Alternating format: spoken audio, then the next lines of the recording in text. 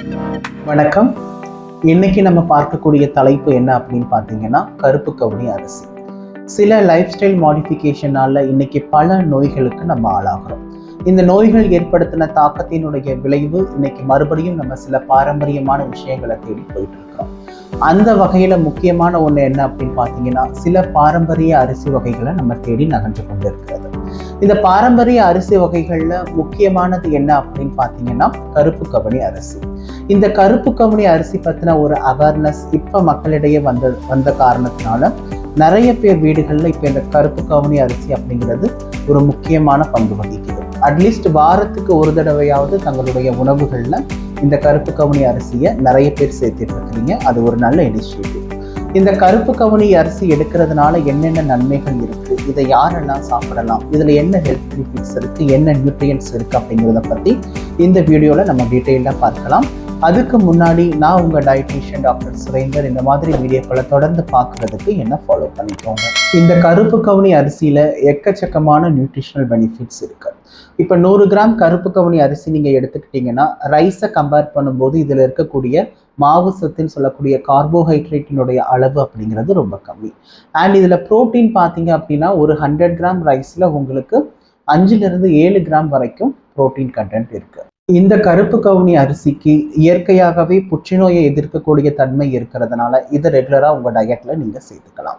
இதுல இருக்கக்கூடிய ஆந்தோசைனின் அப்படின்னு சொல்லக்கூடிய ஒரு வகையான ஃபிளாவனாய்ட் சத்துக்கள் என்ன பண்ணுது அப்படின்னா, புற்றுநோய் எதிர்ப்பு சக்தியை உங்களுக்கு கொடுக்குது. ஸோ புற்றுநோய் கட்டிகள் பரவாம தடுக்கிறதுக்கும் இது ரொம்ப யூஸ்ஃபுல்லா இருக்கு. ஸோ கேன்சர் பேஷண்ட் யாராவது இருக்கிறாங்க அப்படின்னா, அவங்க இந்த அரிசியை அவங்களுடைய டாக்டர் கன்சல்டேஷன் பிரகாரம் ஒரு குறிப்பிட்ட அளவு தங்களுடைய உணவுகளில் தினசரி எடுத்துட்டு வந்தாங்க அப்படின்னா, இந்த புற்றுநோயினுடைய அபாயத்தையும் தீவிரத்தையும் குறைக்க முடியும் அப்படின்னு சொல்லி பல ரிசர்ச்ல கண்டுபிடிச்சிருக்கிறாங்க. கருப்பு கவுனி அரிசி அப்படிங்கிறது சர்க்கரை நோயை கட்டுக்குள்ள வைக்கிறதுக்கு ஒரு பெஸ்ட் ஆப்ஷன்னு சொல்லலாம். சர்க்கரை நோயாளிகள் வெள்ளை அரிசிக்கு பதிலாக இந்த கருப்பு கவுனி அரிசியை எடுக்கும்போது ரத்தத்துல அவங்க சர்க்கரையினுடைய அளவு அப்படிங்கிறது நார்மலா மெயின்டைன் ஆகும். ஒயிட் ரைஸ் கம்பேர் பண்ணும்போது இந்த கருப்பு கவுனி அரிசியில் கார்போஹைட்ரேட்டும் ரொம்ப கம்மி அண்ட் கேலரியும் ரொம்ப கம்மி. அதோடு சேர்த்து பார்த்தீங்கன்னா இதில் ஃபைபர் கண்டென்ட் கொஞ்சம் இருக்குது. ஃபார் எக்ஸாம்பிள், ஒரு 100 கிராம் கருப்பு கவுனி அரிசி நீங்கள் எடுத்துக்கிட்டீங்க அப்படின்னா அதில் உங்களுக்கு 4 to 5 கிராம் வரைக்கும் நார்சத்து இருக்கிறதுனால இது ரத்தத்தில் உங்கள் சர்க்கரையினுடைய அளவை சீராக மெயின்டைன் பண்ணுறதுக்கு ரொம்ப யூஸ்ஃபுல்லாக இருக்கும் அப்படிங்கிறதையும் மைண்டில் வச்சு. இந்த கருப்பு கவுனி அரிசியை வெள்ளை அரிசிக்கு பதிலாக நீங்கள் எடுத்துகிட்டு வரும்போது இதில் இருக்கக்கூடிய நார்சத்து ரத்தத்தில் இருக்கக்கூடிய உங்கள் கெட்ட கொழுப்புகளினுடைய அளவை குறைக்க ரொம்ப யூஸ்ஃபுல்லாக இருக்கும். ஸோ ரத்தத்தில் இருக்கக்கூடிய கெட்ட கொழுப்புகளினுடைய அளவு குறையிறதுனால உங்களுடைய ஹார்ட் ஹெல்த்தும் மேம்படும் அப்படிங்கிறதையும் மைண்டில் வச்சுக்கணும். அதோடு சேர்த்து இதில் இருக்கக்கூடிய ஃபைபர் உங்கள் கட் ஹெல்த்துக்கு ரொம்ப நல்லது. இதில் இருக்கக்கூடிய ஃபைபரானது உங்களுக்கு செரிமான பிரச்சனைகள் ஏதாவது இருந்ததுன்னா அதை சரி செய்யறதுக்கு ரொம்ப யூஸ்ஃபுல்லாக இருக்கும்.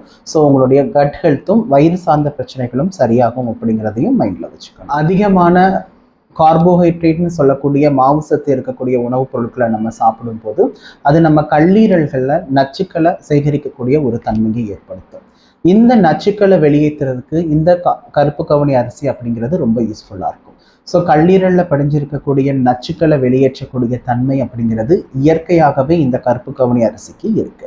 அண்ட் நாள்பட்ட ஆஸ்துமாவை படிப்படியாக குணமாக்கக்கூடிய ஒரு தன்மையும் இல்லை அதுக்கு ஒரு பெஸ்ட் சப்போர்ட்டிங் ஃபுட்டாகவும் இந்த கருப்பு கவுனி அரிசி இருக்கும் அப்படிங்கிறதையும் மைண்டில் வச்சுக்கணும். கருப்பு கவுனி அரிசியில் புரோட்டீன், ஃபைபர், வைட்டமின் இ இருக்கிறதுனால இது உங்களுடைய ஸ்கின்னோட ஹெல்த்துக்கும் ஹேரோட ஹெல்த்துக்கும் ரொம்ப நல்லது. அண்ட் இதில் இருக்கக்கூடிய பீட்டா கரோட்டின் அப்படிங்கிற சத்துக்கள், அதோடு சேர்த்து இதில் இருக்கக்கூடிய ஆந்தோசைனின்ஸ், ஆன்டி ஆக்சிடென்ட் சத்துக்கள் எல்லாமே பார்த்தீங்கன்னா உங்கள் கண்ணோட ஆரோக்கியத்துக்கும் ரொம்ப நல்லது. ஸோ கண் சார்ந்த பிரச்சனைகளை படிப்படியாக குறைக்கிறதுக்கு நீங்கள் தினசரி உங்களுடைய உணவுகளில் இந்த கருப்பு கவுனி அரிசியை சேர்த்துக்கலாம். ஒயிட் ரைஸை கம்பேர் பண்ணும்போது இது லோ கேலரி அண்ட் இதில் இருக்கக்கூடிய கார்போஹைட்ரேட்டோட அளவும் கம்மி அண்ட் இதில் ஒரு குறிப்பிட்ட அளவு புரோட்டீன், ஃபைபர் இருக்குது அப்படிங்கிறதுனால வெயிட் லாஸ்க்கு ஒரு ஹெல்த்தி ஆப்ஷனாக இந்த கருப்பு கவுனி அரிசியை சொல்லலாம்.